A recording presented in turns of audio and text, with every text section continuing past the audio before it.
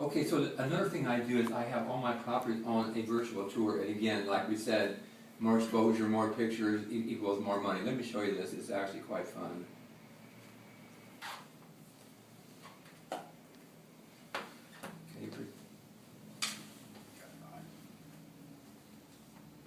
Okay, there's music going on, and it's real fun. But can you see that gives you a really good view of the property? Oh yes, very, very, very nice photos, detailed. Okay, great. So people will go on the website and they'll see this, and they love to look at photos, and again, it's what really draws people. And it's showing that a virtual tour will give you 70% more hits on the website, okay? So, let me just stop that.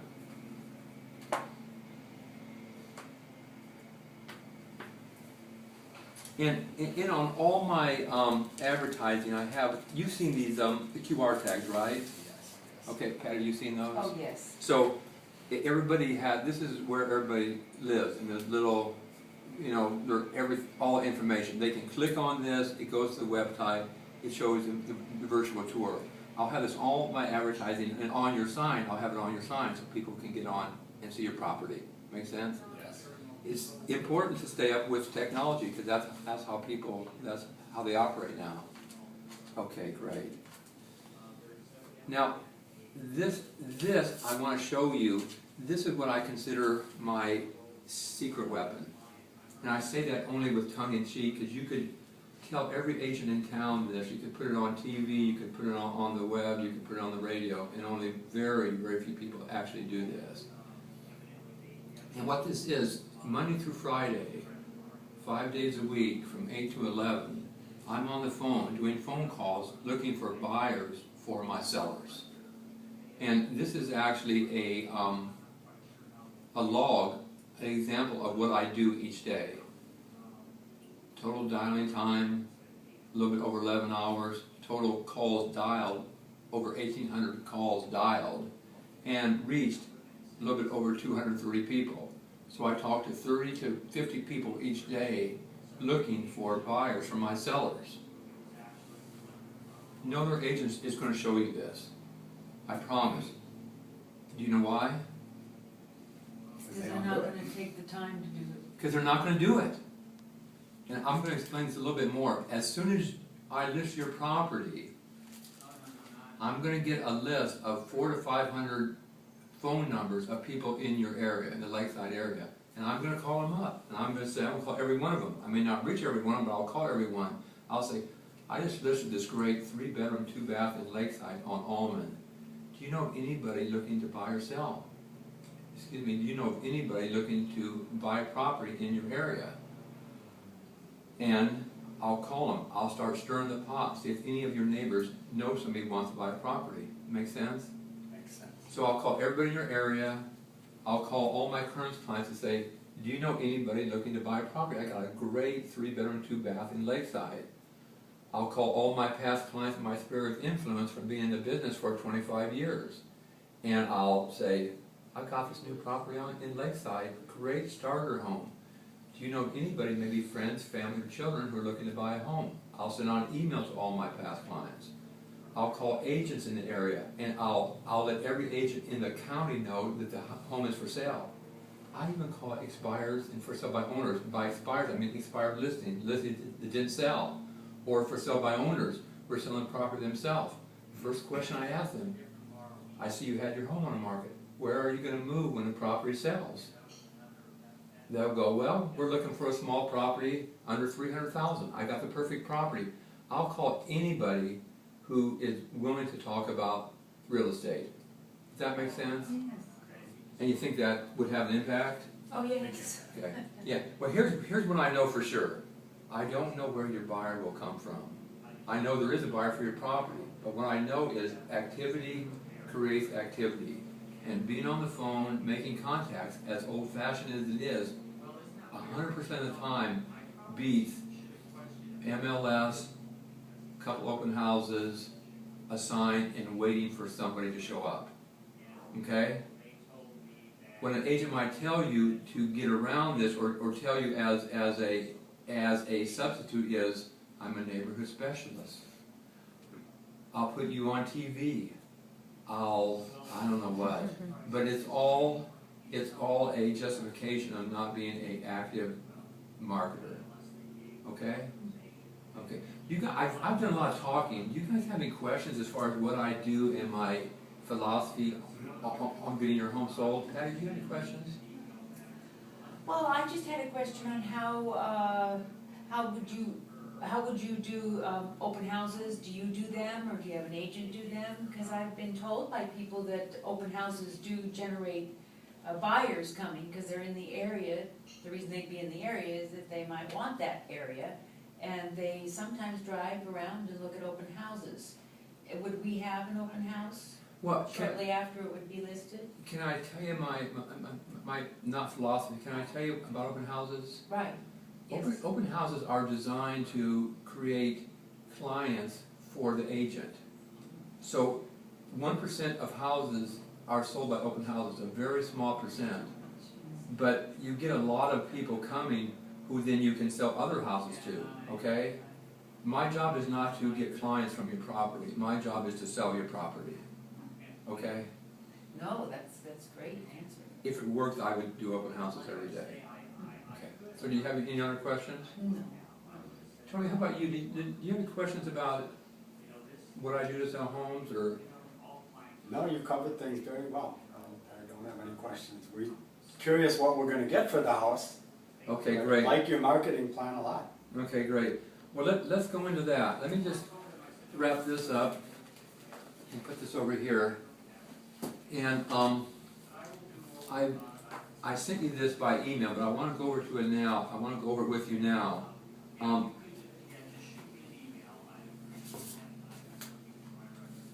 Excuse me, get my listings here.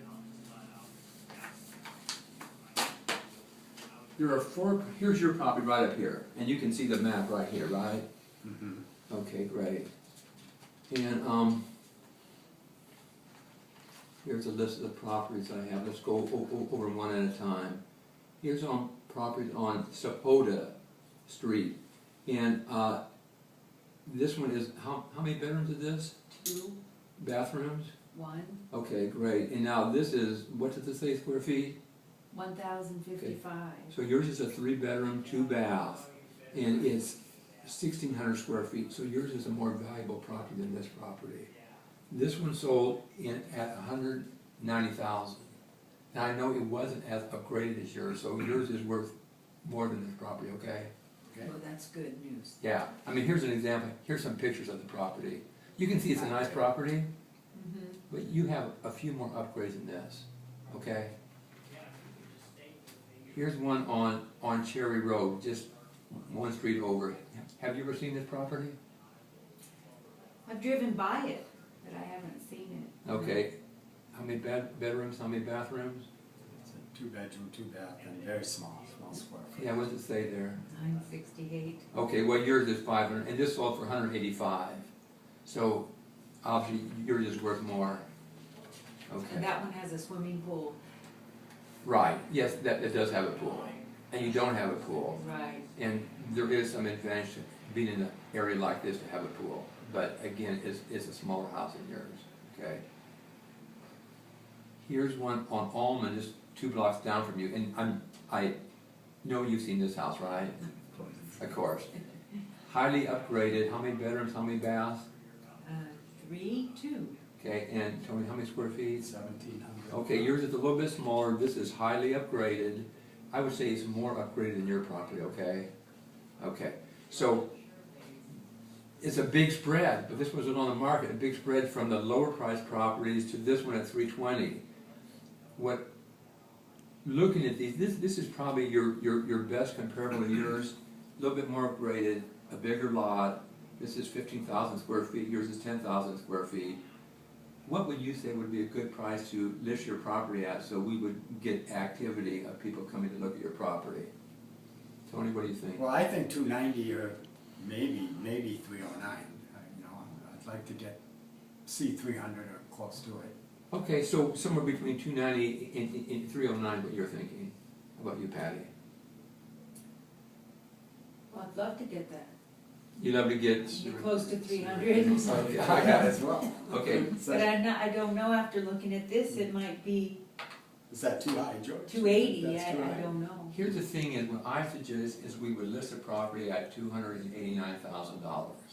I think we'll get a lot of activity, and my goal is, I'm in not a particular hurry myself, but properties sell for more money if they sell within the first 30 days. You're gonna get your most activity in the first 2 weeks. And so I like to price it so we get activity on it. And so I would say 289 would be a good list price, is that?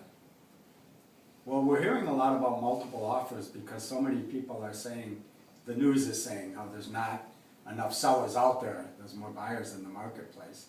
So if we do ask your price, can we make sure that we keep it on the market for 2 weeks to 30 days? Maybe have more than one offer come in? What's your philosophy on that? No, that's great. Here's my philosophy. The most action you're gonna get on properties in the first 2 weeks, because you got people who are waiting for a property to show up, the inventory is low. You got people who haven't found something, are waiting for a property to show up. And two is you got people who are just starting to look, so you're getting most activity. And here's the thing is, Tony, it's funny, I've been doing this 25 years, but oftentimes your first offer is the best offer. So my philosophy is, first and foremost, I'm a advertising maniac. Like you said, I'm called to a banker, I'm calling people on the phone, I'm stirring up activity. I get the most people out there in the biggest time. And to price it at $289, which is the right price, you're gonna get a lot of activity. And we get offers and we'll talk about them. And so, really my philosophy is the shorter time period you can sell it in, the more money you're gonna make. Does that make sense? Yes.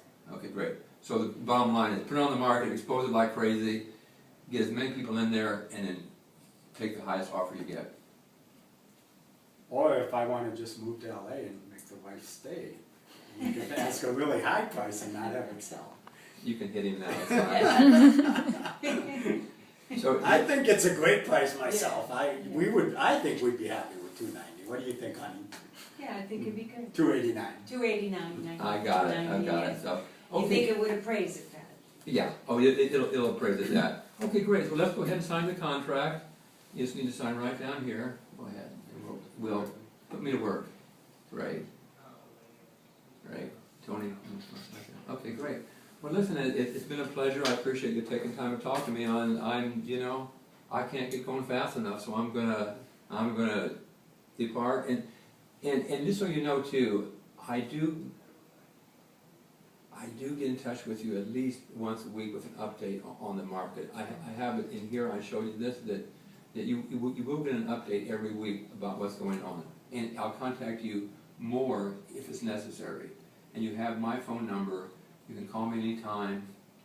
I have the card of my assistant. She'll be handling a lot of the paperwork after it sells.